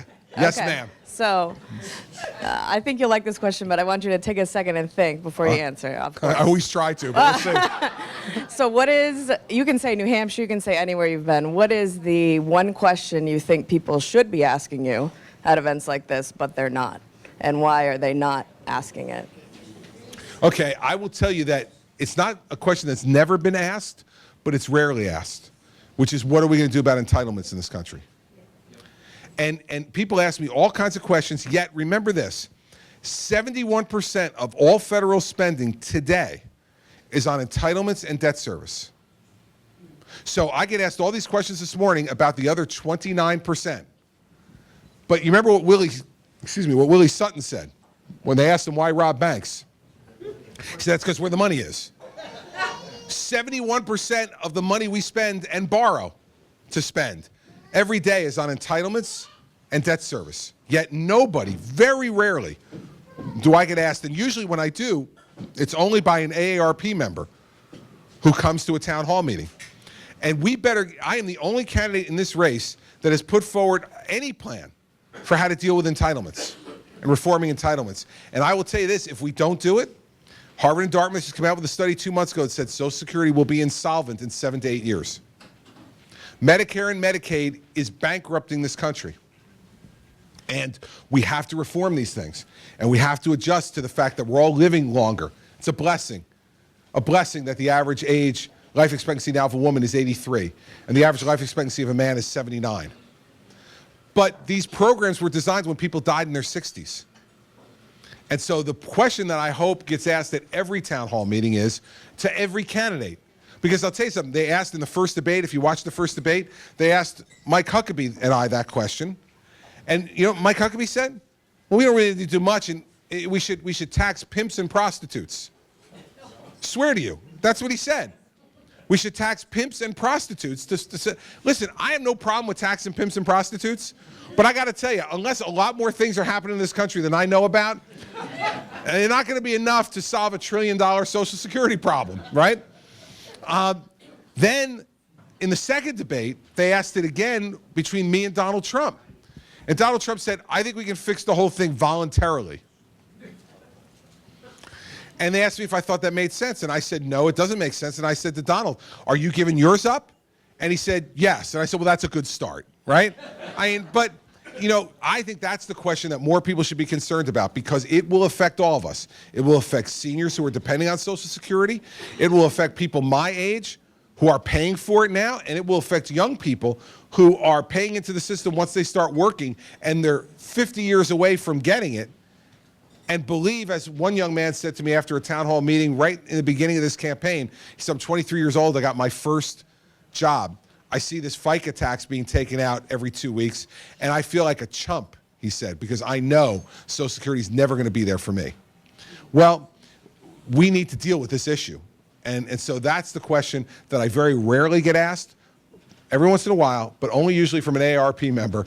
And out of 29 town halls, maybe 3 or 4 times. We need to be focused on that because it is bankrupting our country. We want to rebuild our military, we won't have the money to do it. We want to invest more in the next cure at the National Institutes of Health or the next treatment, we're not going to have the money to do it. We want to invest more in our educational system, we're not going to have the money to do it because we're paying Social Security, Medicare, Medicaid, Social Security disability insurance, and debt service. 71%. And just to give you a perspective on this, do you know what the percentage of the federal budget was when Jack Kennedy got elected president? 26%. So in 55 years, we've gone from 26% on entitlements and debt service to 71%. We're spending 3/4 almost of everything we earn and borrow looking in the rearview mirror rather than looking through the windshield ahead and trying to plan for something better for our country's future. So that's the thing that I wish people would ask me about more. I'm glad you gave me the chance to talk about it. So thank you. It's a good question. All right. Now, the pat layup thing would be to call on this guy now, right? Because he's complaining, but I'm not going to. We'll call on you right there. Thank you, Governor. Thank you, ma'am. I'd like to make a comment back Sure. before I ask my question, back when we were talking about education. In the mid to late 70s, when I got out of college, I went to work for a school district office. Teachers were complaining to me, making as much as I was making, working full-time all year for the months that they worked, and they were feeling they were underpaid, and I'm like, boy, what's wrong with me? I'm not the one sitting here complaining. So and another part of the educational issue is administration's not clamping down on the kids' behaviors. This lady over here was talking about that there's no control and the kids know it in the public schools. Yep. My question to you, and I don't hear this from a lot of candidates, is I pay 30% of my checks, and we're talking Medicare, supplemental health insurance, prescription plan, just for the premiums. That is a big chunk of money. Some people are paying up to 40%. What can we do about our health care system, massive wide in this country, that's so expensive? It's too exorbitant for my check. Sure. Well, listen, this was the big lie of the first term, right? If you like your doctor, you can keep them. If you like your health plan, you can keep it. And that Obamacare will make premiums more affordable. Well, they're going up double digits, plus, as we know. You weren't able to keep your doctor if you liked him. And you weren't, in most cases, allowed to keep your health plan if you liked it. Because Obamacare now decides what should be in every health plan and which health plans you should be able to choose from. So he took a bad situation and made it worse. And it almost always happens that way if, in fact, you allow the federal government to take something over that it shouldn't be taking over. So here's my solution to the problem. My solution is that we've got to let the states do this. And here's why. Let's take our 2 states, right? We got my state here. We got your state here. They're about the same size, right? About the same size, yet we have 8.9 million people in New Jersey. You have 1.3 million people in New Hampshire. Now, what would make you think that one health solution approach could work for both these states? The challenges are so incredibly different. So like here in New Hampshire, whether you live in the Lakes region or whether you live in the North Country, the biggest problem for lots of folks on health care in New Hampshire is access, right? How do I get to a doctor, a specialist that I need to give me the care I need without having to travel this enormous distance and all the rest? I can tell you in New Jersey, that's not the problem. With 8.9 million people stuffed into that period of that space, we trip over a hospital every 4 miles in New Jersey. Access is not that problem. For us, access is much more an issue of cost over and above what we pay for insurance. And we pay higher insurance rates even than you pay here. And so why shouldn't we permit, in fact require, that every state solve the problem for their state? So for here in New Hampshire, sit down with the governor and the legislature and say, okay, what are the issues that are of concern here?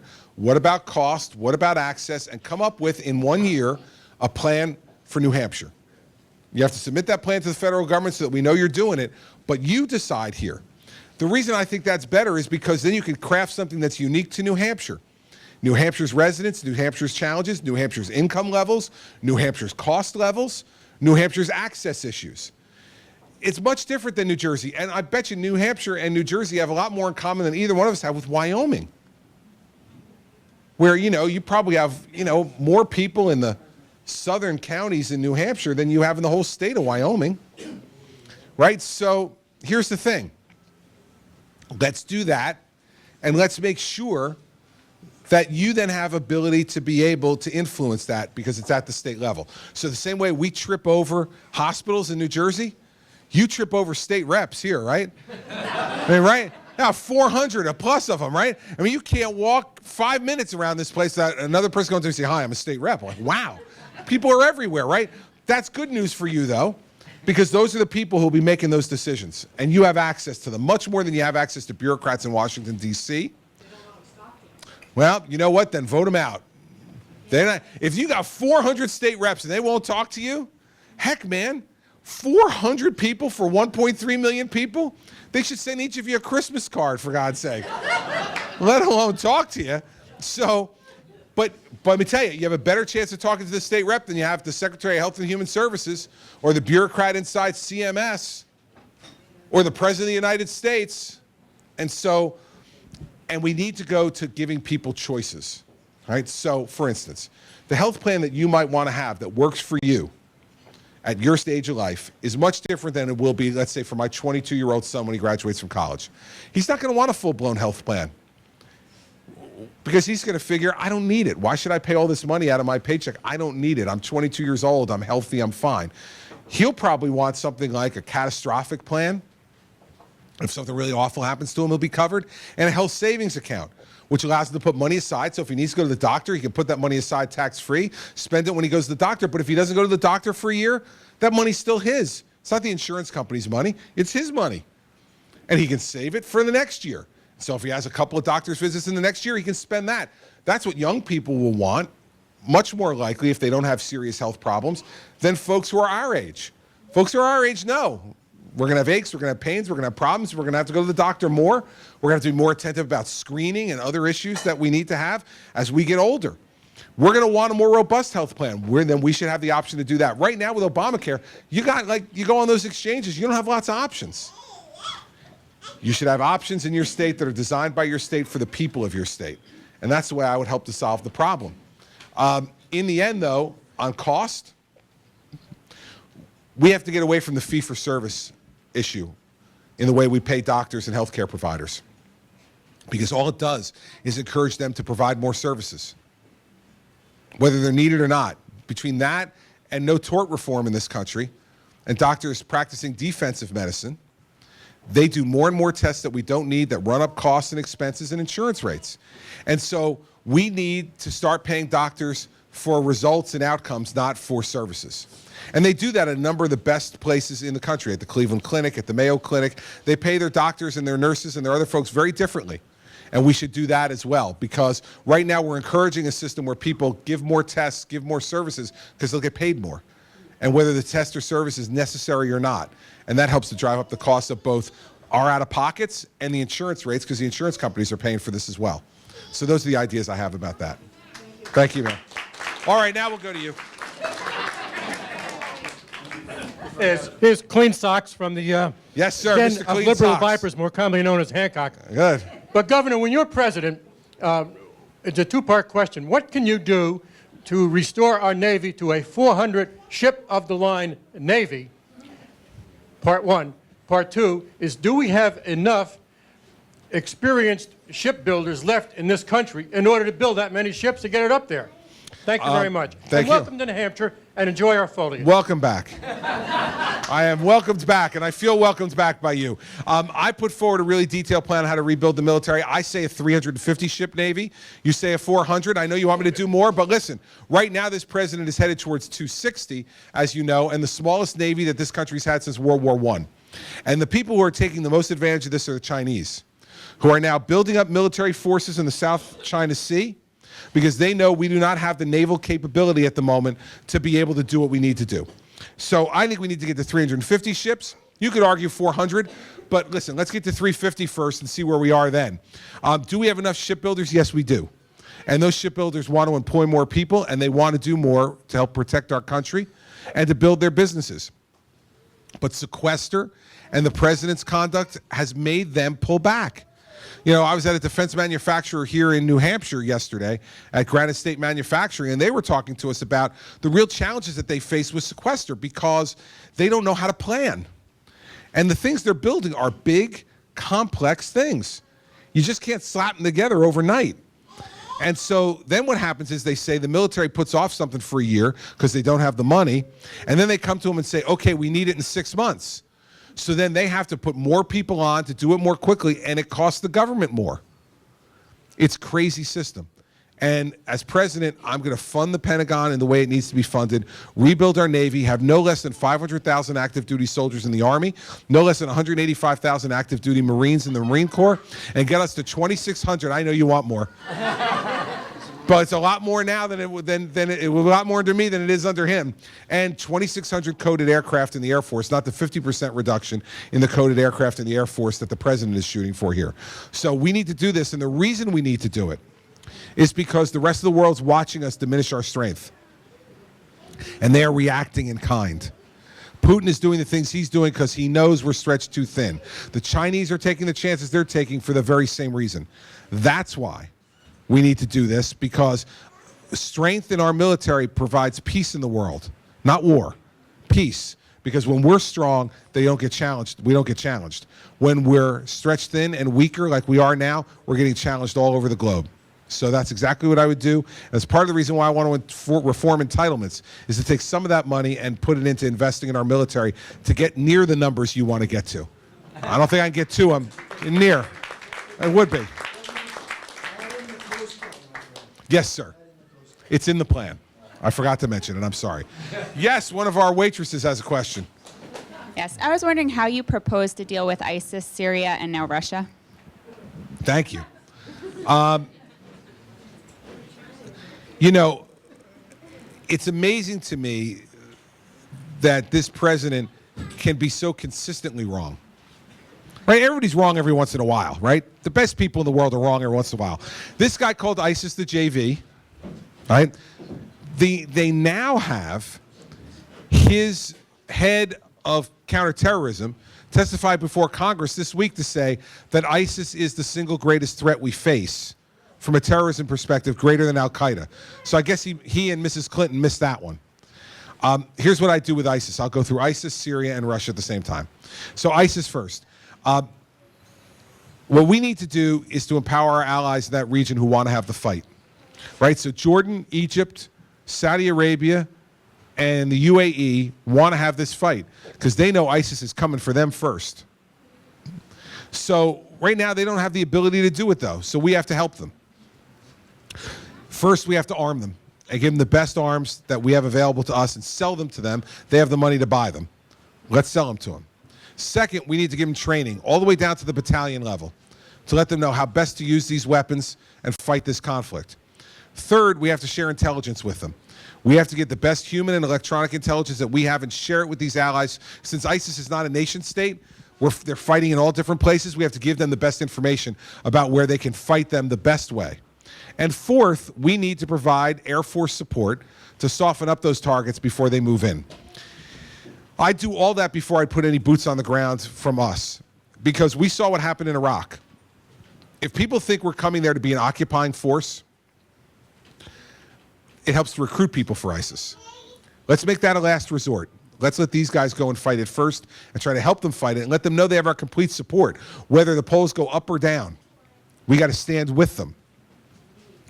On Syria, this is what happens from American weakness and timidity. The president said, if Assad uses chemical weapons on his people, we will take him out. Then Assad used chemical weapons on his people, and the president said, never mind. And worse than that, he then invited Putin in to negotiate a deal with Assad. So after 40 years of keeping the old Soviet Union and now Russia out of the Middle East, this president invited them back in. So Putin says, well, now that I'm in, I'm going to have some fun. So now he's sent planes and ships and missiles and men to Syria. And he said he was going there to fight ISIS. We know that's not true. And we already see it in the first week or 10 days he's there. He's bombing American-trained Syrian rebels to prop up Assad, who has killed 250,000 of his people, and has millions more running for their lives to Europe and other countries in the Middle East to avoid being killed by their own leader. What I would do is immediately set up a no-fly zone around those Syrian rebels, make folks understand, the Russians included. Someone asked me yesterday, well, how would you avoid a military conflict with Russia? And I said, well, I would talk to Putin. I say to him, listen, we're setting up this no-fly zone, and our guys have rules of engagement. And if you decide you want to fly in that no-fly zone, we're going to shoot you down because we consider it an act of war. So don't do it. Fly in the other places. Don't test me. There's lots of things that's said about me in this race and before I got into it. One thing I don't think ever has been said is that I'm misunderstood. All right? Putin will not misunderstand me, and that's the way we'll try to bring some order to Syria. And with our Russian relationship, I don't want war with Russia. I don't want conflict with Russia, but I will not allow Russia to push us around. And the fact is that this guy right now, for those of you who are boxing fans in this room, he's punching above weight. His economy's in shambles, his military's in decline, and we're allowing him to push us around in Syria. If we pushed back, he'd go back into his cage. But if if you let somebody in your house and let them steal your food, and you don't say anything to them, you don't push them back, they're going to come back the next day and steal some more. If you push them, they're likely to go to another house that they think they might be able to steal the food from. So that's the way I deal with these issues. We need American strength and clarity in the Oval Office and resolve. And our military men and women need to know they have a commander-in-chief who supports them and who doesn't think that they're part of the problem in the world, but knows that they're part of the solution in the world. And that's the way I deal with those three issues for our president.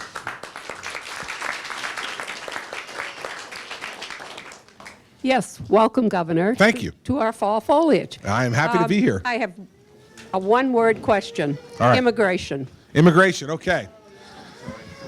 I have a 5-point plan, and I can take one more question after this, everybody. But I have a 5-point plan on immigration that I think is both affordable and achievable. Point 1, I would build a fence or a wall in the most urban places along the border where the largest populations are. Not along the entire 2,000-mile border, okay? Please, everybody, let us not overreact and be crazy and say we're going to build a 2,000-mile wall along the Mexican border. And please don't believe for a second that the Mexicans are going to pay for it, okay? I don't care who asks them. I don't care how nicely or how toughly you ask it. It's not going to happen. I've met President Peña Nieto twice. I met with him here in the United States, and I traveled to Mexico City to meet with him last year. He's a really nice guy, but he's not a chump. And he's not going to be paying for a 2,000-mile wall, and we don't need it. Let's build a wall or fencing in those areas that are most urbanized, most populated, so that you can help to control. Second, we need to embed FBI, DEA, and ATF agents with our Border Patrol and let them, the ones who are expert at it, interdict drugs and guns coming across the border. Third, we need to use electronic surveillance. We have drones and we have stationary cameras that we should be putting in the more remote parts of the border so that we can see at all times what's going on in those remote areas. We don't need to send people there. It would be too expensive and not effective. But if we send cameras and drones in those areas, we can get real-time information back in HD about what's going on there. And then if we see activity going on there, either a gun and drug running or just illegal immigration, we can send resources there. Fourth is to recognize that of the 11 million people that are here illegally, of those 11 million people, 40% of them have come in, not over the southern border, but through our airports. They're here on visas. We invited them to have tourist visa or student visa or a work visa for a limited period of time. And they overstay those visas and never leave. So I brought this up in New Hampshire a couple of months ago, and I got a lot of attention from the press about it. I said, listen, if Federal Express can track a package from the minute it leaves your doorstep till the minute it gets to the doorstep it's intended to go to, and every place in between, and all you have to do is click on your computer, and you can see, oh, it's in this shipping station, oh, it's on the airplane, oh, now it's on the truck, okay, now it's at the front door. Then why can't we track people who we give visas to? Now, when I said this, of course, the press wrote stories, headlines that were, Christie wants to track immigrants like packages. I didn't think I had to explain English to people who write for a living, but that was an analogy. What we say in the English language is an analogy. If that technology exists, we can extend that technology. But I got asked questions after that, like, are you putting a barcode on everybody who comes into the country? A CNN anchor actually said, are you proposing putting a chip under people's skin so you can track them at all? I mean, no. Here's what I'm proposing so you know. You already have 10 chips. They're called your fingerprints. They're unique to every human being. For every person who comes into this country with a visa, they have to give their thumbprint. And the thumbprint goes into a database. And then we require people who have visas, when they want to access services in this country, everything from renting a car to renting an apartment, they have to give their thumbprint. And then we run it through the database. And if you have overstayed your visa, we call law enforcement, tap you on the shoulder and say, thanks for coming, time to go home. This would be like if you invited a couple of friends to your home for Thanksgiving. And you said, it's going to be a late evening, you stay the night. Great, so they stay the night, and then you go up to that guest room 2 weeks later, and they're still there. You invited them for Thanksgiving, not for Christmas, and there's nothing inhospitable about saying to them, we love you for Thanksgiving, we don't need you for Christmas. So that can help to solve 40% of the problem that way. Lastly is E-Verify. Every employer, from here at the Pancake House to IBM and everyone in between, should have to use E-Verify. And if you hire someone who is illegal, you should be fined double whatever it is you made off of that person. Because employers are part of the problem here, everybody. They hire cheaper illegal labor to make more money. They don't have to pay taxes, they don't have to pay workers' comp, they don't have to pay payroll taxes or all the rest of that. They make more money. If you're going to make money off people who are here legally, you're going to be fined twice what you made. That will stop businesses from hiring these folks, and if they don't hire them, they're not coming. Because unlike what Hillary Clinton says, these folks are not coming here to vote. They're coming here to work. And if they know they can't get a job, they're not coming. And the ones that are here, if they can't get a job, they're not going to stay. Last thing I'd warn you about is to make sure that folks understand that when candidates tell you that they're going to deport these 11 million people in 2 years, I want you to really take a deep breath on that one and understand what it means, because I did law enforcement for 7 years. I was a U.S. attorney in New Jersey for 7 years, so I know how this works. Understand what that means. If you want to deport forcibly 11 million people in 2 years, it's 15,000 people a day, every day, for 2 years. I don't know that there'll be a law enforcement officer in this country who'll be working on anything else. 15,000 a day. It sounds really good. I'm going to send them all out, and then I'm going to let the good ones back in. What the hell does that mean? How do you know who the good ones are? And how are you going to let them back in? And by the way, when you make them leave, where are you sending them? I mean, we need to deal with this problem realistically. And the first thing we need to do before we deal with the 11 million people that are here, we need to stop more from coming. And that's the way I secure the border. It's achievable, it's affordable, and we can do it. We secure our airports as well. And then a lot of the use of E-Verify will make a lot of those folks who are here now leave because they won't be able to work. And then we'll deal with the problem from there. So that's my multi-word answer to your one-word question. All right. I could take one last one, and then we got to wrap up. So hold on. Yes, sir, back there with the cap. Did you really do it? Yeah.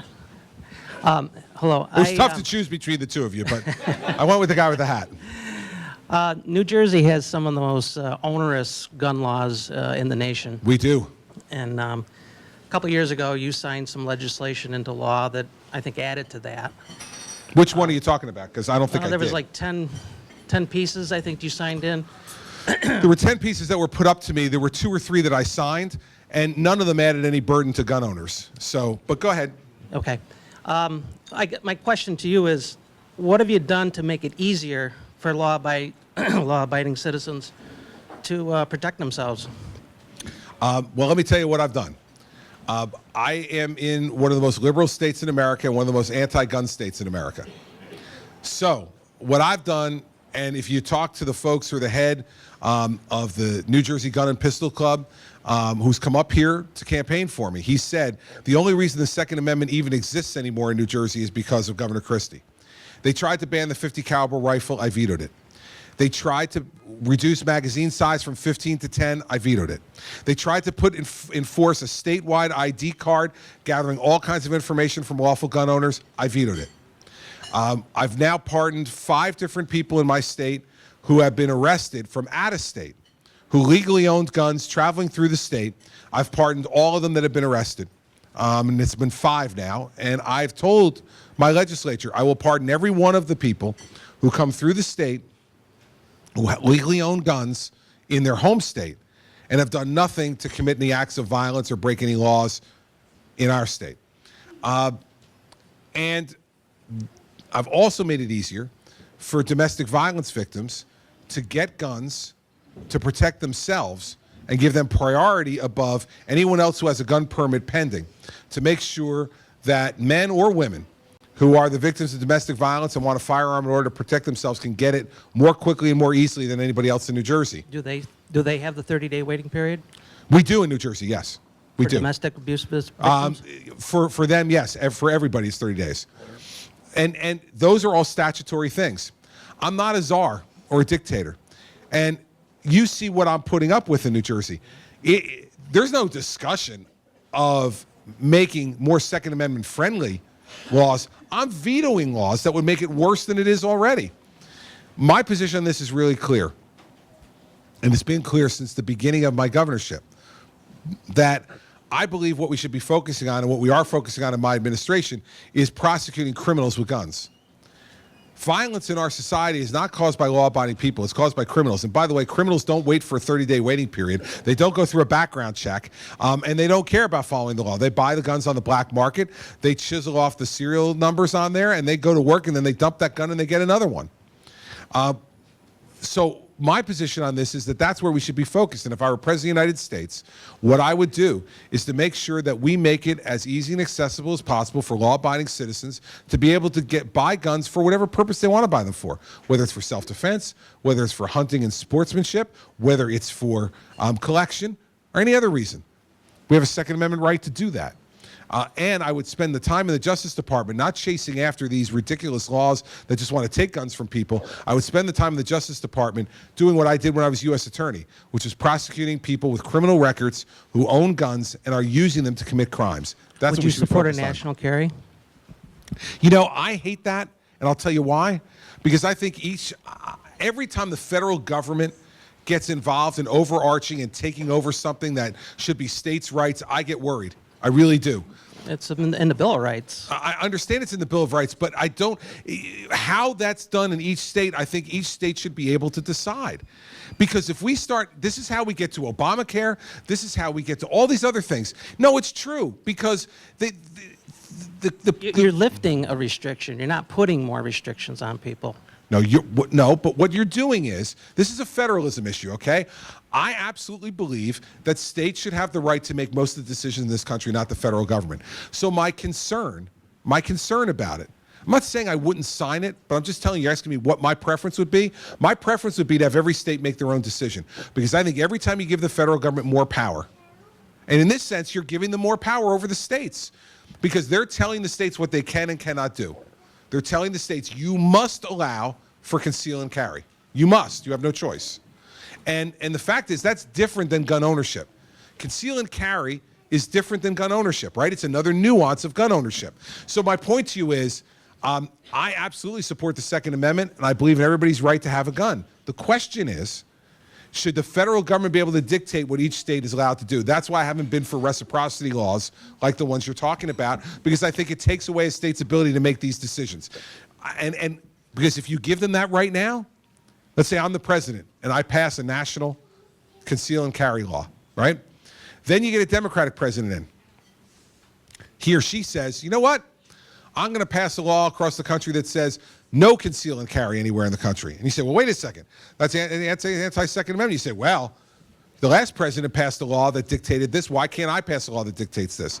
It gives the federal government license into an area that I don't think they should have license in, that I think states should. And I think we're better off, the less power we give to this federal government, I'm telling you, I think the better off we are. So we have a minor disagreement in that area, but in the end, if it were put on my desk, I'd consider it, but I'd be very reluctant, and I'd want to talk to folks about other ways we could accomplish the same thing without giving the federal government the authority. After watching this guy for 7 years, I'm just telling you, and being a governor, we have to say, Mother, may I for everything. I pay for 50% of Medicaid, right? Like all states do. Yet, if I want to change anything on my Medicaid program, I have to wait 18 to 24 months to get permission from the federal government for a program that I pay for 50% of. Every time we give them more authority and we take less authority in the states, it's fine when we agree, but when we disagree, it really hurts. And so I don't think it's fine even when we agree. I want the states to have more power. Yeah, I mean, and we have talked about a bunch of those issues this morning. This lady just brought up like education. We've been talking about that this morning. Every time the federal government gets into things that they don't belong in, we wind up with a problem. And so I absolutely believe strongly in, and my record in New Jersey will show it. You know, people just assume because we have bad gun laws in New Jersey that I'm anti-gun. It's just not true. But I also have a Democratic legislature, as I said to this woman in the morning, earlier this morning, 24 to 16 in the Senate, 48 to 32 in the Assembly. They just passed a bill that I vetoed, saying that restricting the way that folks could deal with their mental health records, right? If they own guns. I vetoed that too. I mean, they want to get into every nook and cranny of your life to restrict your ability to own firearms. As president, You're having a hard time in New Jersey doing that. How would you do it as a president with a Congress that may not be on your side? well, I think that we have a Republican Congress right now that would be on our side on that right now, right? Listen, it's going to be our job to make sure we keep it over the course of time. But that's the way you do it as president. If you don't have it, you got to go out and get your majority. And it's the president's job. Listen, we've gotten a majority with the president fighting against us. If we have a president fighting for us, I think we can keep a majority in this country. But you got to fight for that, and you got to make sure that that's part of your agenda politically, is to make sure that you get a majority in both houses. There's no guarantees. We all know that. They're elections. There's no guarantees. But I think we have it now. We have a Republican president. I don't think we'll lose it, because I think we'll do the right things for our country, and people will finally think that we're actually keeping the promises that we made. And we haven't been doing that so far, and that's why I'm angry at the Congress now. They should be putting some of this stuff on his desk and making him veto it.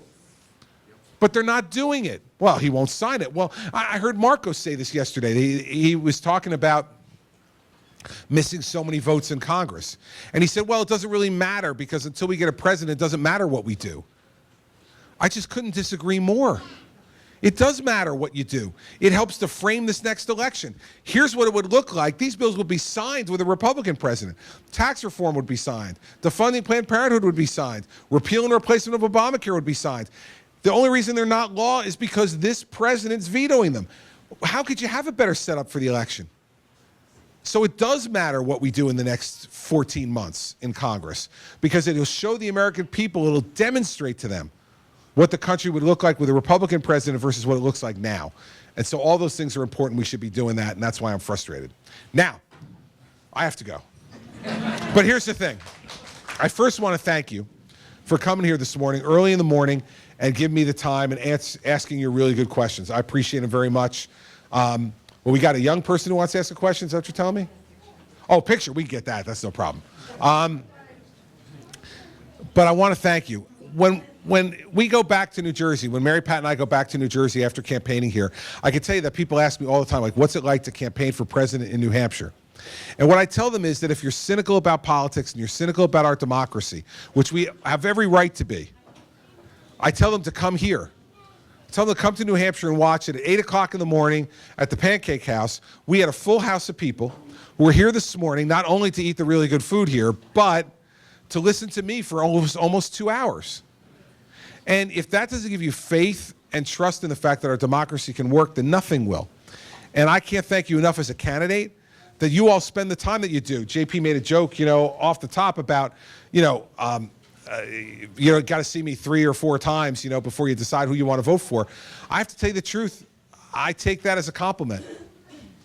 I do, because it shows how much you care about vetting the candidates who are going to be left for the rest of the country. Because after you all vote, there'll be a lot of candidates that are going to leave this race.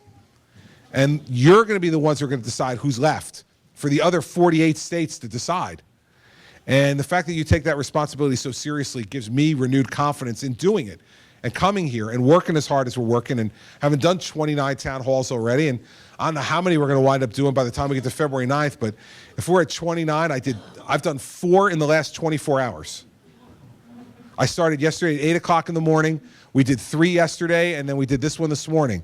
So we did 4 in 24 hours. So if we keep up at that pace, I don't know how many that'll, because I'm not a math major. I don't know how much that'll be. But for you guys who are really good at math, you can figure it out for me. But it'll be a lot. We'll be back next week. And I'll be here every week between now and February 9th to make sure that as many people in New Hampshire get to see me as they can. So thank you for coming this morning. I appreciate it.